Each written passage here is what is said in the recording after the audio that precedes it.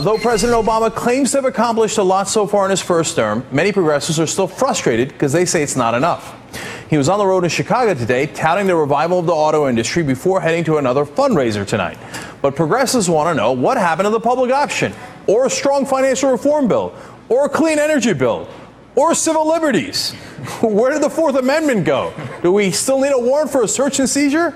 It's enough to make a lot of progressives, including me, wonder if we might have been better off with President Hillary Clinton. Keith Boykin is a Democratic strategist and the editor of The Daily Voice. Karen Hunter is an MSNBC contributor, journalist, and publisher. Welcome. Karen, let me start with you. I read a partial list there of grievances.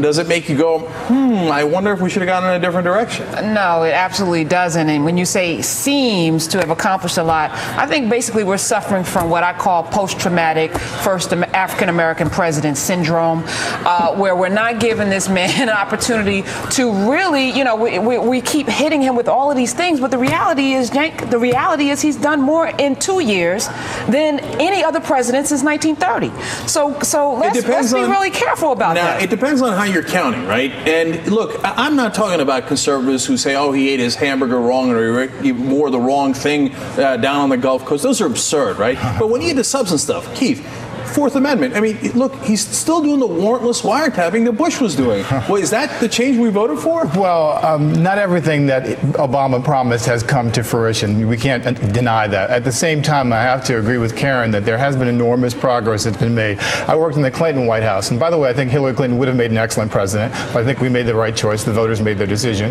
But we weren't able to get a $19 billion stimulus passed in the Clinton White House in the first year. Obama got a $787 billion stimulus passed. But we couldn't totally get let me just say that we couldn't get health care reform passed. We got health care reform passed. We couldn't get gays in the military in the Obama administration. Obama's about to change the policy on that. I mean, there's a lot more that's happened here that we're not giving credit for the president. And you just mentioned Elena Kagan. Elena Kagan. That'll make 2 females on the Supreme Court out of 4 in the history of America, and he's not progressive? Wait. Would Hillary Clinton have nominated conservatives? No, look, here's my thought, right? Now, I wasn't a big Hillary Clinton supporter. In fact, I'll be honest with you, I voted for Obama, okay? But now I'm having second thoughts because Hillary's strong, and she didn't promise a lot of change. She promised a little bit of change, and I'm wondering if she would have delivered it better. For example, health care, right? Not only did we not get the public option, I'm worried that the core is the same. The system is the same. The financial reform, but that was a whole different situation. Let me just say this. And one thing, look, the drug companies, these are my problems. Drug companies got the same thing that they got under Bush with a total monopoly. We can't even negotiate with them. So let me just say I feel like we could have done a little better. Let me just say something about Hillary Clinton. I like and respect Hillary Clinton, and I think her greatest liability is her greatest asset. I wish President Obama were stronger. I wish he were tougher. I wish he'd fight against the Republicans more. He doesn't do that.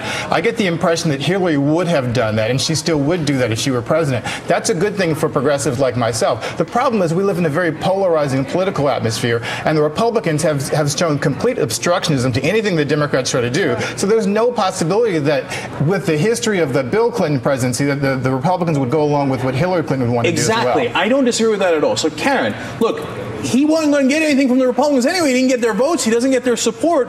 I think maybe, just maybe, Hillary would have known, well, I know the Republicans aren't going to support me, so let me go on the attack. She wouldn't have buckled on Van Jones. She wouldn't have buckled on Acorn. She wouldn't have buckled on Charlie Shreve. I'm not saying I know that for a fact. I'm saying it's possible, and we know Obama did buckle on those things. We live in the United States of America, and I think most of us are getting sick and tired of this polarization, as Keith just mentioned, of our country. If we don't get it together, we're going to sink with this Titanic. And I think at least I appreciate as an American that Barack Obama tried to reach across the aisle. He tried to get bipartisan cooperation on a lot of these things that he wanted to push through. Yeah, he could have rammed it through. He had the numbers. But that he tried shows that he cares about this country more than he cares about politics. And I like that. I think what would care about the country is if we actually had financial reform so the banks wouldn't destroy our economy again. Did you just pass that? You got to get the Democrats to start acting like Democrats again. The Democrats and you do that by being a strong leader. The Democrats in Congress are afraid to stand up and support the president when he tries to put his neck out on the public option or any other issue. So if he has support, then he can get something to do that. I haven't seen him do that, so I'd love for him to try and see I would what like to see him fight harder, but I mean, he's got to have support. He can't do it by himself. All right. Keith and Karen, you guys have been great. Thank you so much for coming in. Appreciate it. Now let's go to my take at it. Look, I get it. Hillary wouldn't have been a magic bullet either. And I'm sure progressives would have been enormously frustrated with her as well. Don't think I misunderstand that. Yes, her advisors were even more conservative than Obama's in the primaries. Yes, she's probably even more hawkish than Obama.